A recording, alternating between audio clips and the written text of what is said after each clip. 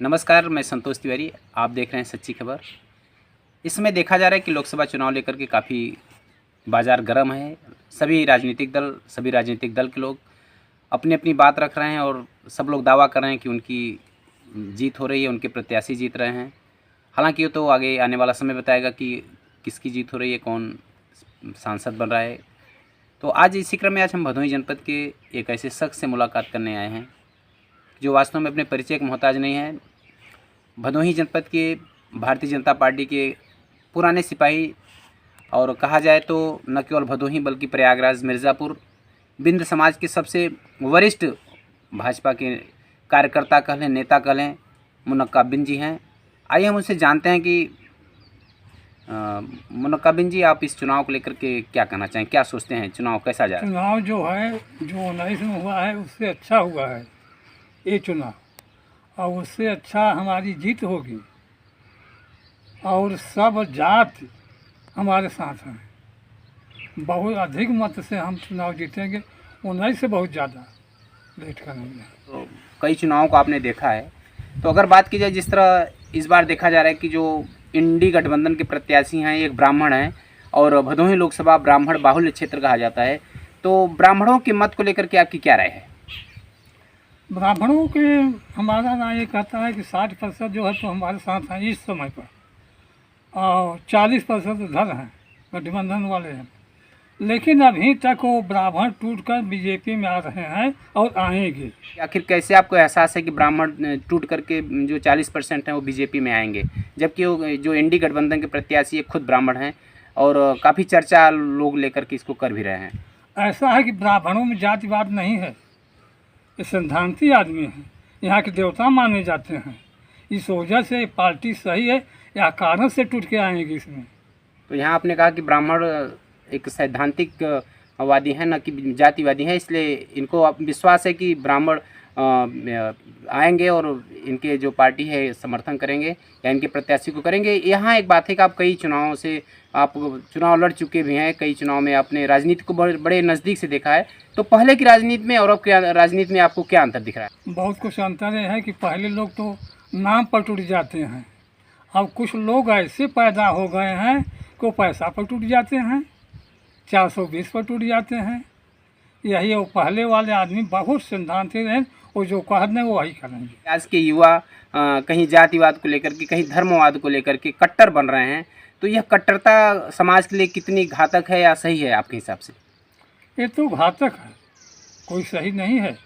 अरे 3 दान होते हैं, गौदान, कन्यादान, मतदान, और अपने अपने अब जैसे गौ के ब्राह्मण को दान देना चाहिए, लेकिन कसाई के लोग नहीं देना चाहते हैं ना।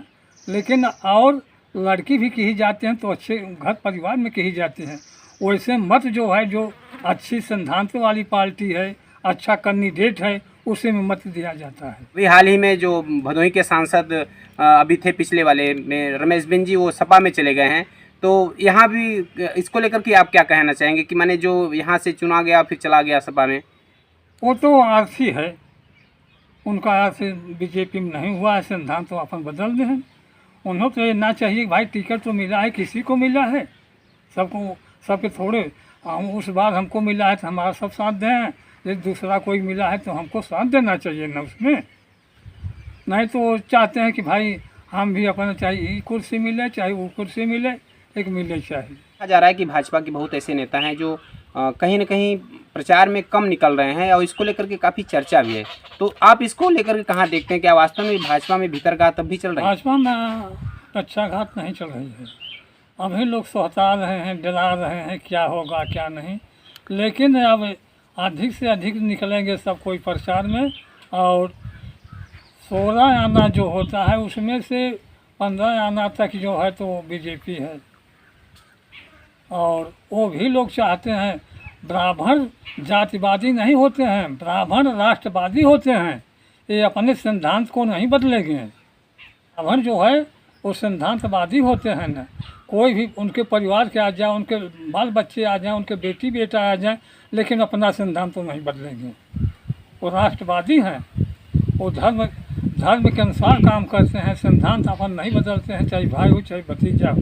भदोही जनपद में लोकसभा चुनाव काफ़ी चरम पे है और यहाँ पे कोनिया की बात की जाए तो कोनिया में लोग जो है पुल को लेकर के मुखर हैं और सराय कंसराय में रेलवे फाटक को लेकर के लोग मुखर हैं। तो इसको लेकर के आप कैसे सोचते हैं, जबकि पिछली बार आपके नेता भी रहे हैं, आपके सांसद भी रहे हैं, आपकी सरकार भी रही है, लेकिन अभी मुद्दे ऐसे बने हुए हैं। तो कोनिया और कंसराय रेलवे स्टेशन को लेकर के आप क्या कहना चाहेंगे?